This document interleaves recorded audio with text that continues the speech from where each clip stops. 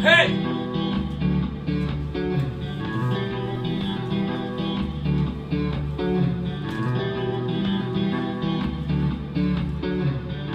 Hey, it's your old friend Gary Lucas, and we're back here on Tuesday, April 27th. I'm going to play for you for half an hour.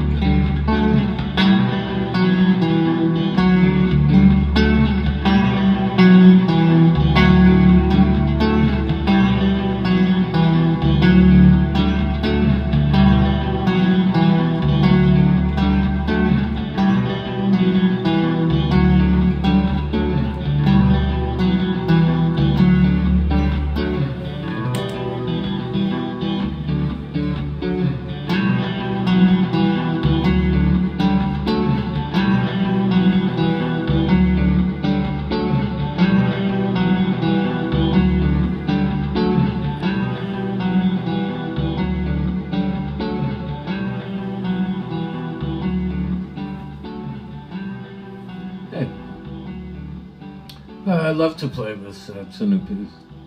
Unforgiven. It's a work in progress. And anyway, how's your day going? The sun is shining very brightly. It's been a little nippy, but finally we have this bruited hot front, warm front, coming in from the plains, from the Midwest, driving the temperatures up, I guess tomorrow into the 80s, which would be summery. And I'm looking forward to it, that's for sure. More and more people are out on the street. A lot of them very, very salubriously are wearing masks.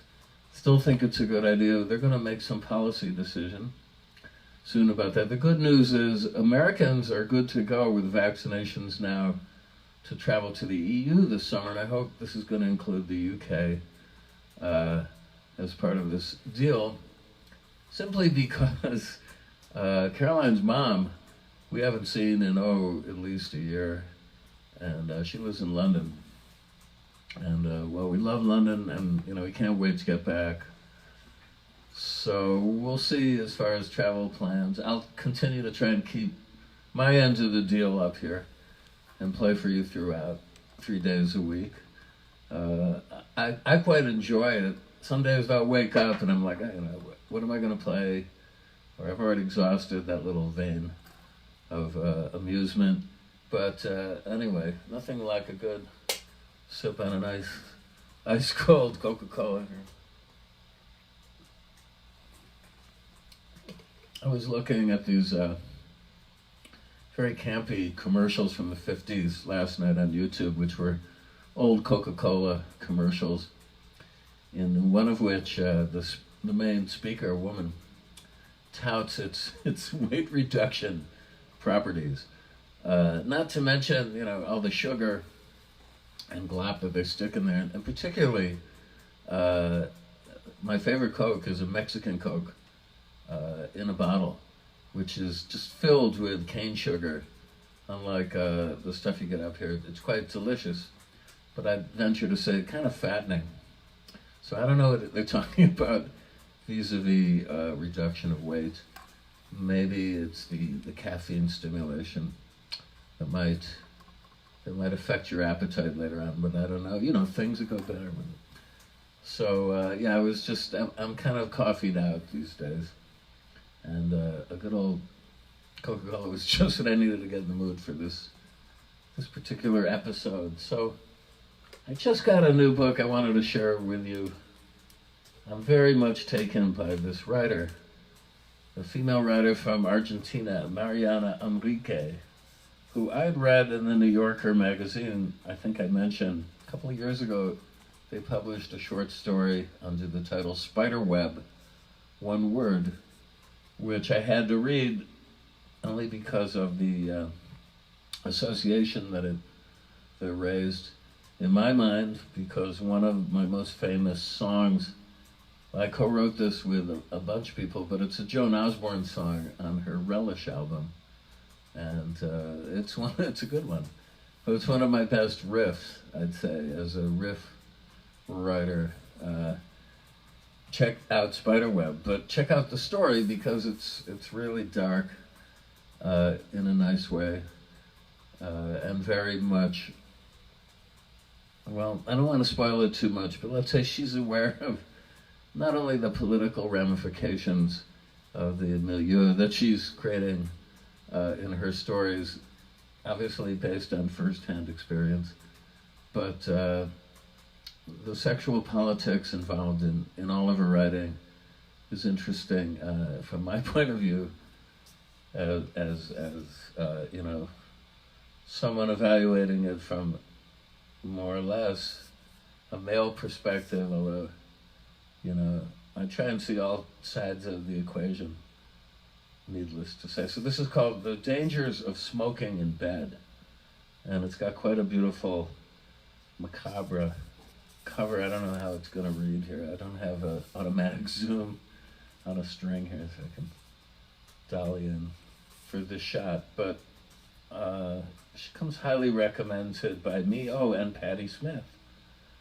I just see on the back my friend Patty's on her previous book, which I believe actually was written after this book's collection of short stories, but this book is following it here in publication in the U.S. Patty wrote, a gifted writer, Enrique writes her stories based in the atmosphere of truth with a darkly descriptive poetic turn, to say the least. So, I don't know if you're a fan of the Gothic horror genre. I'm not like too big on modern day horror writing myself, but I revere the classics, Arthur Machen, people like that, Lovecraft to a degree, Robert Bloch particularly. I loved his stories growing up, and she's certainly in that tradition, but with a twist, and it makes quite good reading, I think. But I promise you may be disturbed by some of these stories, so don't blame me if you are. It could keep you up at night, but then, you know, there are other remedies. So, what else? What else can I tell you? Oh, WPKN, I want to give a tremendous shout out. I love this station. They made our song, Gary Lucas and Gods and Monsters, #1 for the week. There's a big chart that my friend Howard Thompson, who's got a regular show there called Pure, sent me yesterday, which was, very exciting and gratifying to me and Ernie Brooks. I got to call Billy Fica and inform him we are the players in that version of Gods and Monsters. It was a pure power trio recording session. And the song is Fata Morgana, which also has a bit of a supernatural content to it, because if you know your Arthurian legend, Fata Morgana was the name given to the evil sorceress Morgan Le Fay. I think I've discussed this before, who was, like the bad witch in King Arthur's court, who was banished from the court into an undersea prison kingdom. And she took her revenge on humanity by throwing images up on the water of land that would lure sailors looking for land to their death, because there was no land. There'd just be Morgana waiting for them to drag them down underwater and drown them and keep them prisoner in this watery grave situation. So it's also a descriptive term for an optical illusion. And a couple of months ago, I posted some amazing Fata Morganas that were sighted off the coast of England. I think it was the western coast, that looked like ships floating in air. And this was merely something that was derived from the pressure of heat waves on the water, on the surface of the water, creating this illusion in a reflective kind of way that these boats were sailing in the air. But you could photograph them, which was the amazing part. And so, The Guardian had a good series of several of them. Just go to that Google search and put in Fata Morgana and The Guardian, a great newspaper, which I recommend. I read The Guardian, at least I sift through the contents religiously, regularly. Also the New York Times and the Wall Street Journal to a degree, to try and get all sorts of spectrum of opinion. I think that's the best way to evaluate incoming data, which we're all, soaking up against our better wishes. You can't but help live in the world without being assaulted by all of this information constantly coming in. And, in order to form an opinion that I think is resonant to me, what I might believe about a situation, I'd like to hear all shades of the story, because I don't think anything out there, the world is not black and white.